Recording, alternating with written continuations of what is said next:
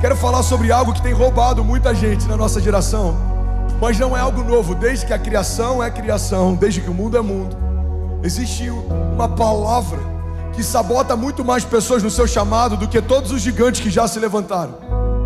Ela se chama distração. Fala para quem está perto de você: distrações sabotam destinos. Vamos, igreja, me ajuda a pregar. Diga: distrações roubam milagres.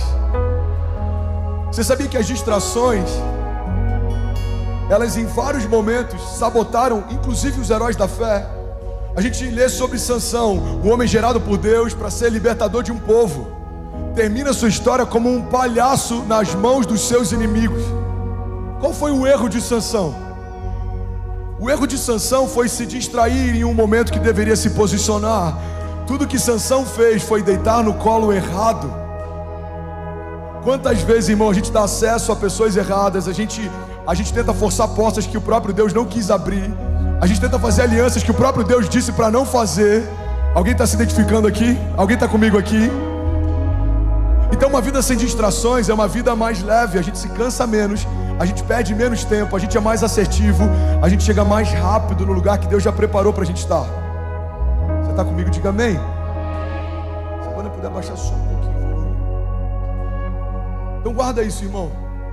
A gente olha para a história do povo caminhando no deserto. Precisava ser 40 anos? Não.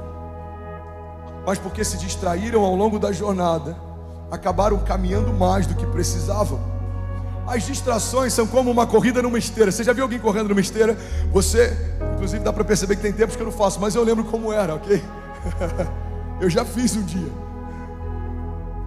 Você corre numa esteira, você se cansa, você dá tudo que você tem, você sua, você transpira. Dependendo de quanto você caminhar, você fica exausto. Mas você já percebeu que você não sai do lugar?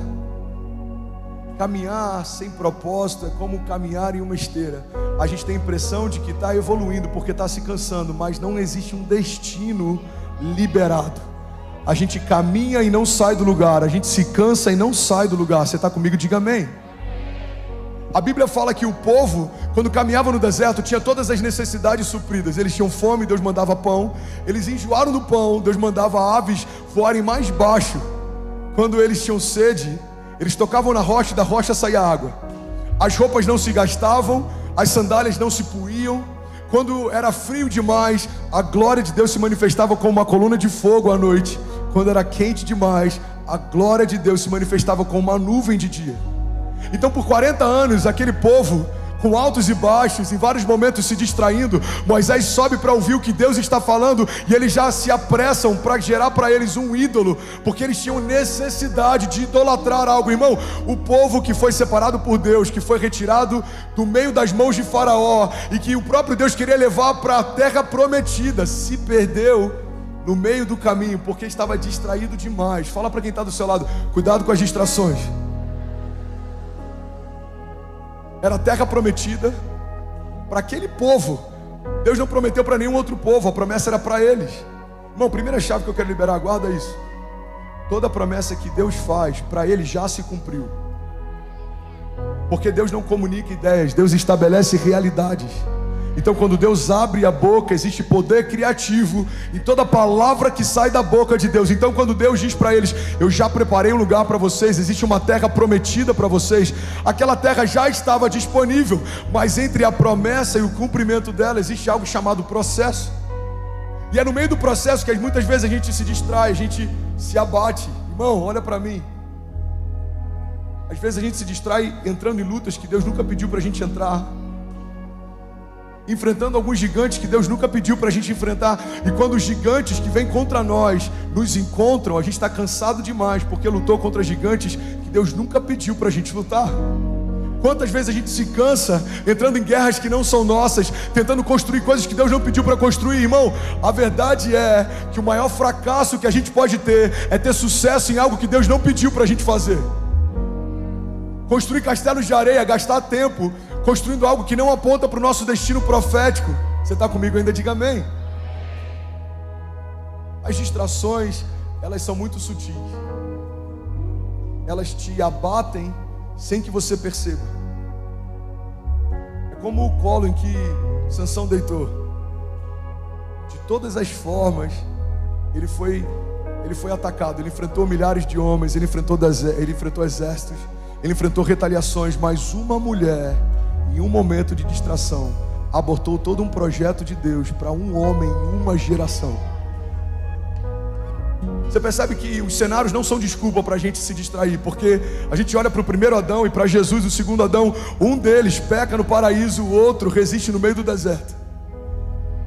A gente olha para Adão, ele estava em um lugar em que antes dele sentir fome pela primeira vez, Deus já havia gerado todo tipo de fruto que existe. Antes de Adão saber o que era fome, ele já sabia o que era fruto. Pelo amor de Deus, igreja, alguém vem comigo?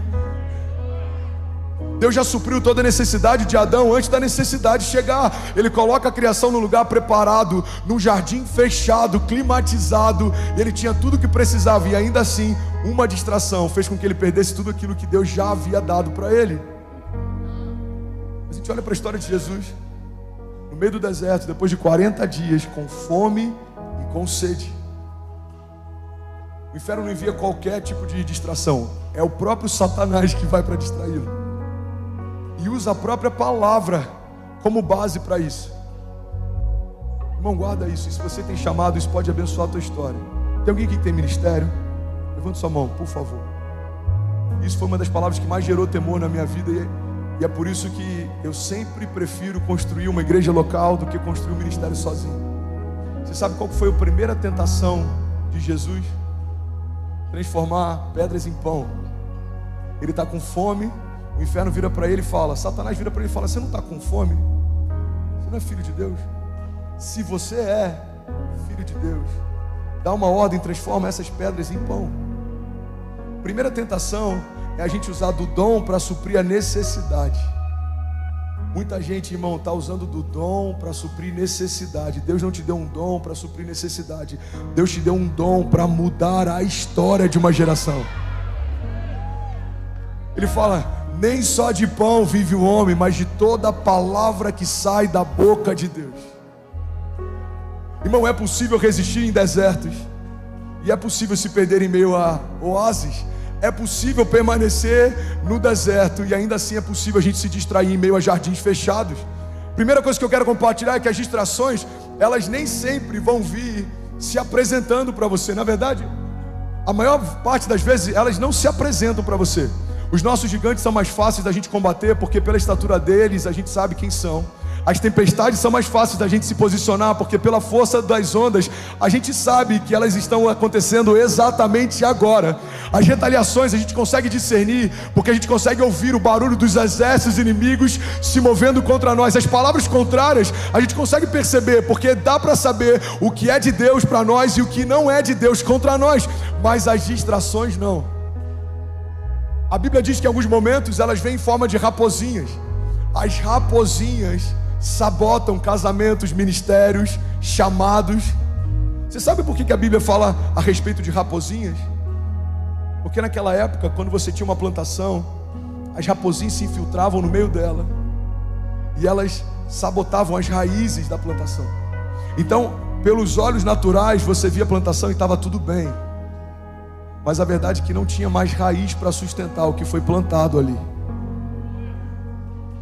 Você está vendo alguns rostinhos falando, meu Deus, fala Deus. Deus está falando com alguém aqui nessa noite. Existem vários tipos de distração. As raposinhas trabalham sabotando você sem você perceber. Pode ser alguém próximo, pode ser um conselho que pareça um bom conselho, pode ser uma opinião que pareça uma boa opinião. Mas a grande verdade é, eu quero que você guarde isso, irmão, e medite nisso em nome de Jesus, que é melhor a gente ter uma palavra de Deus do que um bom plano. Eu prefiro uma palavra de Deus do que um bom plano. Eu prefiro um conselho de Deus do que uma boa opinião. Eu prefiro uma promessa de Deus do que uma promessa que alguém me fez. A gente precisa, em algum momento da nossa jornada, decidir quem que a gente vai ouvir, a opinião dos outros ou a promessa de Deus. Aquilo que os outros acham ao meu respeito ou aquilo que o Senhor já falou ao meu respeito. Você está comigo? Diga amém.